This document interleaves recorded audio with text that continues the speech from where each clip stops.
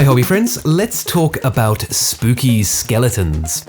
Right, I have a mission for this Christmas, get my family to enjoy a little tabletop mini gaming with me. But a full-scale 40k game is definitely not going to happen, and even Kill Team is probably a bit of a stretch. Underworlds, on the other hand, seems like the perfect fit, so I picked up the new Gnarlwood box and got to work. There's a lot going on at GRG Miniatures HQ at the moment though, so I need to get these bad boys done ASAP. Plus, it's literally Halloween as I'm painting them, so it would be a shame not to have them all spruced up for the special occasion. Okay, so I've primed these guys in Petrol Blue to give us a head start on our main colour block, but we aren't leaving the base layers there. I know from the get-go what I want these guys to look like, and building in my lighting states from the start is going to give real depth and dynamism to that effect. So, over that Petrol Blue, just from the low left angle that I want, I spray in some primary green. This is also a great low-stakes test run of the overall idea. I've invested less than half an hour at this point, but I can already get a good idea of what angles work on each of the individual minis, and how I want to balance my lights. Just needs a little more oomph though, so I grabbed this Chartreuse colour that Molotow called Poison Green and amped up the effect that little bit more. We're already getting a pretty good idea of where this is all going.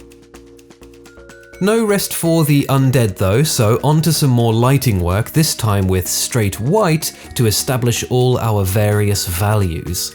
This is basically just like any other value sketch, so I'm not just blasting a zenithal here, but trying to tease out what parts of the mini would be lighter and what parts darker, imagining if you like that I have a black and white picture of the finished mini and trying to copy that. What differs from the usual value sketch though is that I'm almost completely avoiding that green lit side. We've already established the lighting we want there, and harsh, unnatural lighting like this often flattens out the usual value gamut a little. I do make a small exception for the bones though, which are so light it's good to pick them out slightly. It's time to get some local colour on there now, that is to say the natural colour of the various things on the mini.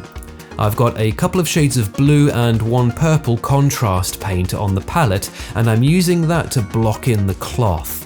The colours here don't really matter per se, just go with what you want, but we do need to be using transparent paints, so contrast paints or any of the plethora of contrast-like options out there. This is a quick process, but as always with contrast paints, the devil is in the detail. We want to avoid letting things pool weirdly, and especially we want to avoid tide marks formed by letting the paint dry in the middle of a surface. Make sure you work things out to the edges and crevices before the paint dries. And don't forget, these are acrylic paints like any other, so feel free to thin them with a bit of water to control your opacity. Something I particularly took advantage of on the green-lit areas so that effect would continue to shine through. The bones got a bone colour wash, and the armour was all coated in a messy mix of brown and orange. This is one area where we can let the contrast paints behave badly. I do want some extra texture on this rotted metal, so the odd splodge or watermark can actually work in my favour here. After picking out some black leather bits here and there, I moved on to the metallics. I'm using what I call my scratch brush here, which is just a cruddy old brush that's been trimmed down to a stump. We're more or less dry brushing, but the rough nature of the brush means we get even more texture, like little micro scratches and dots that bring the rust and ruin to life, or unlife, I guess. You'll notice the green metallic on the palette there as well. This is not really necessary, but I have got it and I need to find some use for it, so I used that instead of gunmetal on the green lit side of the armour. The two bits of fur got a little black and grey contrast work earlier, and a regular dry brush with a light grey here, and then, with a fresh palette, it was time to work on some highlights. Just plain old white for the bony bits, and then a couple of shades of blue and white for the blue cloth. We've already put in all the legwork for the volume shading here with the volume sketch earlier, so it's all about amping up what's already there and adding some texture. I'm definitely not looking for smooth gradients here. I want scratches, marks, tears, and you get all that by getting a little wild with your brush. I'm focusing on just using the tip and not overloading my brush with very wet paint. I want it to be a little on the dry side so it's easier to control and gives us that scratchy texture. It's the same process in the green areas too, but with some green mixed into the paint as well. And of course, I'm always cognizant of which light source I'm dealing with. So my highlights for this green side are going to be focused on the undersides of the volumes, not the tops.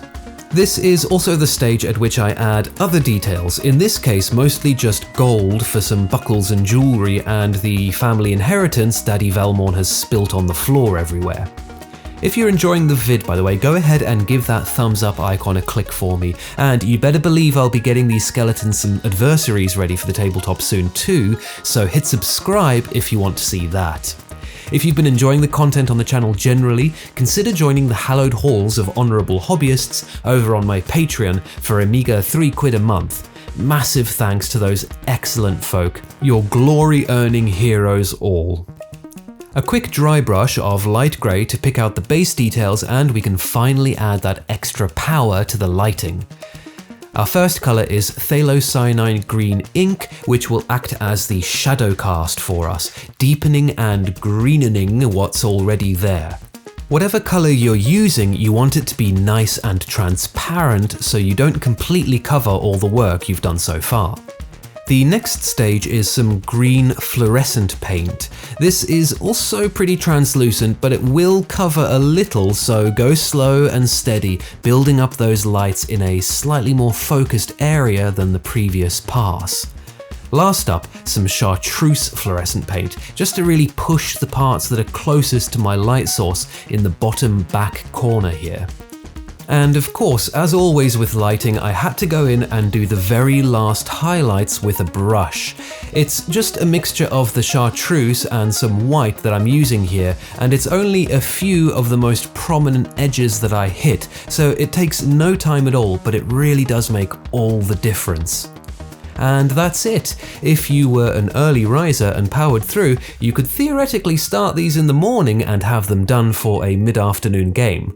My total time at the desk was about 4.5 hours, and the bang for the buck I think is pretty good.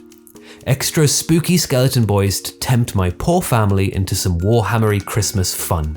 Thanks for watching guys, don't forget to tap that like button if you enjoyed, and I'll see you next time.